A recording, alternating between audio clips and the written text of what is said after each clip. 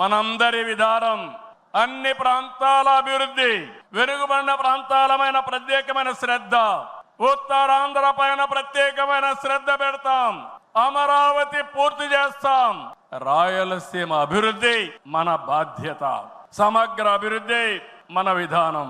అయితే వెనుకబడిన ప్రాంతాల అభివృద్ధి పైన ఎక్కువ ప్రాధాన్యత పెడతాం.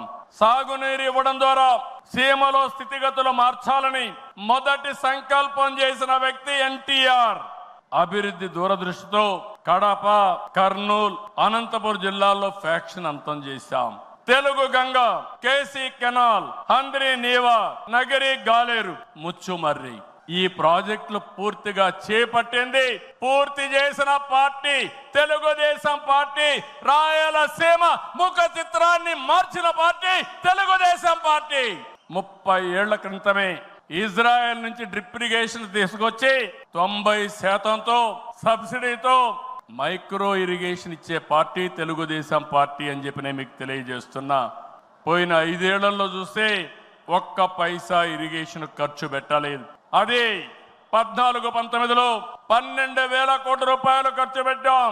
ఈ రోజు హంద్రి నీవా వెడల్పు చేసే కార్యక్రమం పరిగెత్తా ఉంది.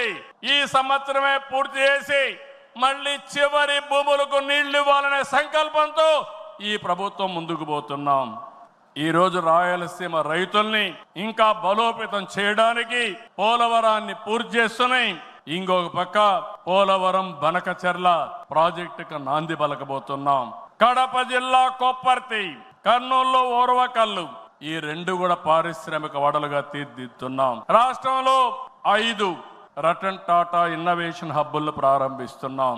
మెయిన్ వచ్చి అమరావతిలో ఉంటే విశాఖపట్నం, రాజమండ్రి, విజయవాడ, తిరుపతి, అనంతపూర్ కేంద్రాలుగా 5 జోన్లు 5 పెట్టి ప్రతి ఒక్క కుటుంబంలో ఒక ఆంట్రప్రెన్యూర్ ని ప్రమోట్ చేయాలనే సంకల్పంతో ఈ ప్రభుత్వం ముందుకు పోతా ఉంది. అన్ని ప్రాంతాల అభివృద్ధి కావాలి, అందరూ వ్యక్తుల అభివృద్ధి కావాలి.